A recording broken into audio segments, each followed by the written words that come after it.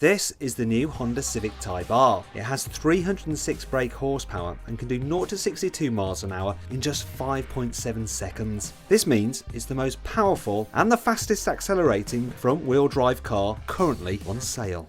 This has to be one of the wildest looking cars you can currently buy. But Honda says all the add-ons on the Type R actually serve a purpose. They're not just for show. For instance, the quad exhaust, they're massive, but they let that powerful engine really breathe. You've also got a diffuser here, smooths the airflow at the back of the car.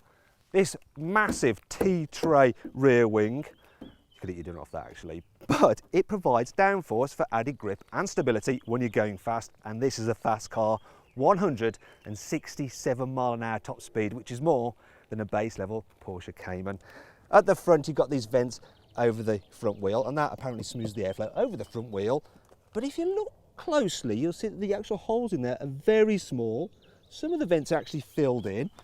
These holes are small as well, and there's all cladding underneath the wheel arch anyway, so I can't see how the air actually gets through.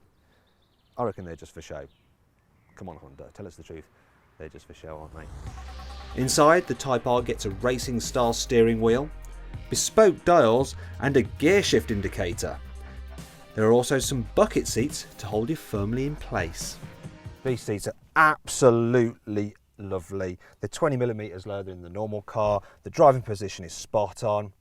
Yeah, it's a very nice car to sit in, and it's got so much character, so much more than, say, a Volkswagen Golf R. You get good standard equipment as well. As standard, all Civic Type Rs come with Bluetooth. You've got cruise control, you've got climate control, you've got USB input for the stereo, you also get rear parking sensors, and Honda's Connect multimedia system, though it's a little bit like an aftermarket system and not very good to use actually. Cubby spaces are good though. However, you're probably more interested in how this car feels to drive.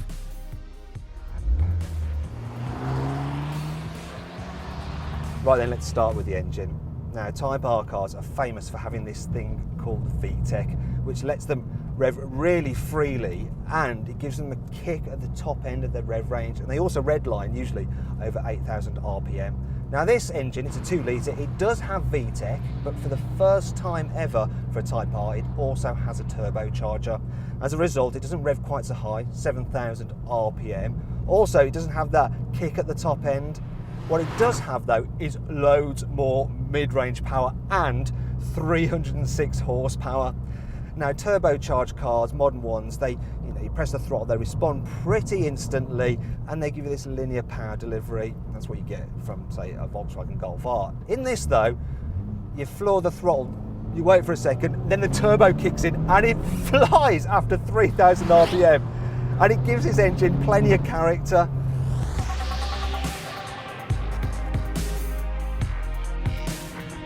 Now, high-performance front-wheel drive cars do this thing that when you accelerate, with all the power going through the front wheels, the steering wheel starts to squirm about in your hands. But Honda's engineers have given this car some special front suspension to help counteract that, and when I accelerate, yeah, it works, it's good. Another problem with front-wheel drive cars is that you have to wait to get on the power when you're exiting a corner, because obviously the drive's going through the front wheels. This one has something called a limited slip differential, and it holds, well, it basically locks the two front wheels together, so they put their power down evenly, and it gives the effect of the car almost clawing its way at the tarmac. It's not quite as good as a four-wheel drive system, but it's noticeably better putting its power down than a normal front-wheel drive car.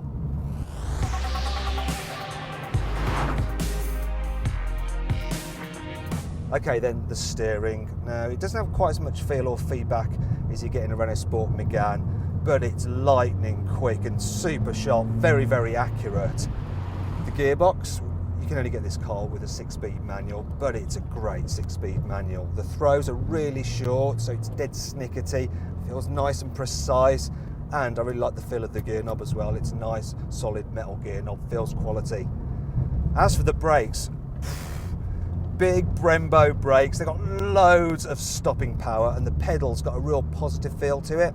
Also, it's quite close to the throttle pedal, so when you're braking, you can actually just blip the throttle to smooth your gear change as you're slowing down for a corner. Then there's the chassis. I mean, this thing just feels really, really rigid, almost like a racing car, and that combined with the super sticky tyres means that the way it grips the road is incredible. And then there's the suspension. You see, it stops the car rolling about really well, but because you've got adaptive dampers, it's not so fun that it bounces you about all over the place.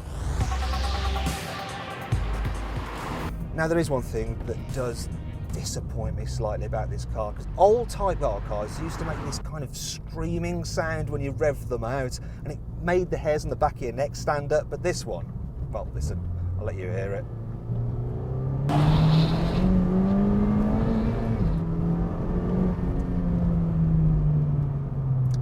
I think the best way to describe that noise is meh.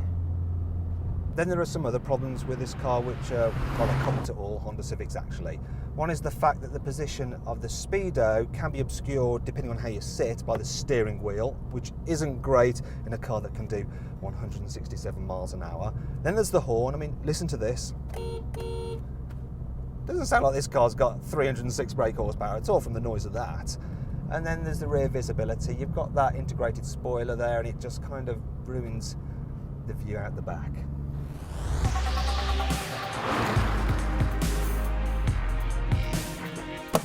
As with the normal Civic, the rear doors open nice and wide, and as with the normal Civic, headroom is a little bit too tight in the back. However, the Type R, unlike the normal Civic, doesn't have the fold-up seat bases. It seems to have part of the mechanism, but it's not fully operational. Apparently that's to help save weight, but come on Honda, how much weight are you actually saving? And then there's the boot. Yes, the Civic's boot is absolutely massive, but as standard, the normal Type R doesn't have the false floor, so that when you fold the seats down, you don't get a flat load bay. There's not even a parcel shelf, yet this car starts from £29,995.